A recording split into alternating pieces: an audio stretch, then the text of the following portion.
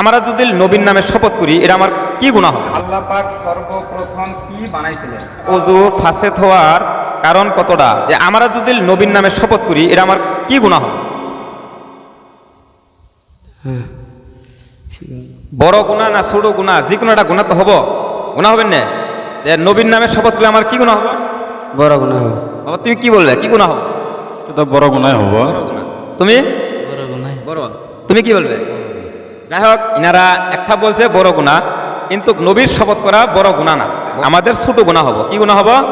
ছোট গুনাহ। আজকে শেখা আছে তো? আর শিখে আছে। আজ থেকে আমরা কি নবীর নামে শপথ করবো আরো? হ্যাঁ, নবীর নামে শপথ করলে কি হবো? আমাদের গুনাহ হবো। যে আল্লাহ পাক সর্বপ্রথম কি বানাইছিলেন? আল্লাহ পাক সর্বপ্রথম কি বানাইছিলেন? মানুষ বানাইছে।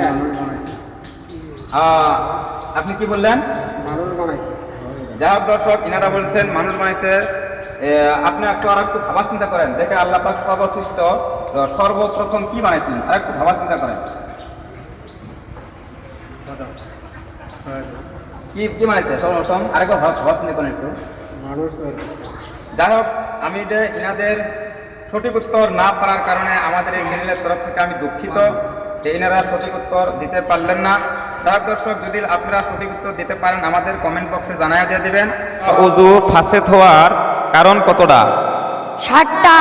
7টা। মাশাআল্লাহ, অনেক সুন্দর। ওযু ফাসেদ হওয়ার কারণ 7টা। তো দর্শক, যদি আপনাদের এই ভিডিওটা ভালো লাগে, আমাদের ফেসবুক পেজে দেখলে ফেসবুক পেজটা ফলো করে রাখবেন, আমাদের পাশে থাকবেন প্রতিদিন নতুন নতুন এই ইসলামিক ভিডিও পাওয়ার জন্য, নতুন নতুন জিনিস শেখার জন্য।